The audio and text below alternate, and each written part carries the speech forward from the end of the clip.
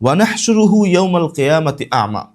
দ্বিতীয় শাস্তি হলো আল্লাহ তাআলা কিয়ামতের দিন তাদেরকে উত্থিত করবেন অন্ধ অবস্থায়, তারা অন্ধ হবে। তারপরে যখন কিয়ামতের দিন আল্লাহ তাদেরকে অন্ধ করে উঠাবেন, তখন তারা বলবেন ক্বালা রাব্বি লিমা হাসারতানি আ'মা ওয়া ক্বাদ কুনতু বাসীরা। তখন তারা বলবেন যে আজকে আপনি আমাদেরকে কেন অন্ধ অবস্থায় উত্থিত করলেন, ওয়া ক্বাদ কুনতু বাসীরা, অথচ আমরা তো দৃষ্টি শক্তি সম্পন্ন ছিলাম।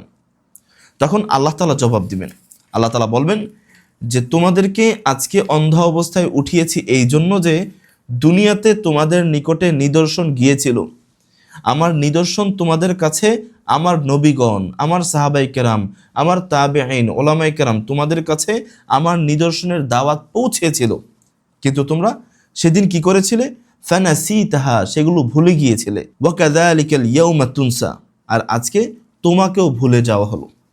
আল্লাহ তাআলা সেদিন ওই বান্দাকে ভুলে যাবেন যারা দুনিয়াতে আল্লাহর থেকে মুখ ফিরিয়ে নেয়, তাদেরকে অন্ধ অবস্থায় উত্থিত করা হবে এই জন্য যে তারা দুনিয়াতে আল্লাহর নিদর্শন দেখেও আল্লাহকে স্মরণ করেনি, আল্লাহকে মানেনি। এবার একটু চিন্তা করেন, আপনি কিয়ামতের দিন উঠলেন আর আল্লাহ তাআলা তার অনুগ্রহকে আপনার জন্য সংকীর্ণ করে দিল।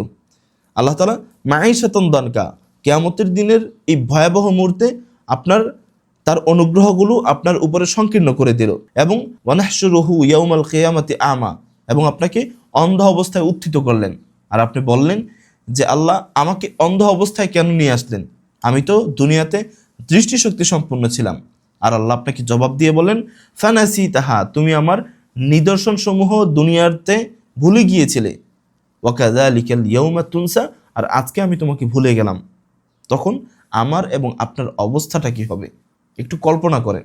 আমি বলছি না আপনি এই আয়াতগুলো নিয়ে খুব গবেষণা করেন, আমি শুধু এতটুকু বলছি যে আপনি এই আয়াতগুলো নিয়ে শুধু ভাবতে বলেছি, আমি পুরো কোরআন আপনাকে শিখতে বলিনি।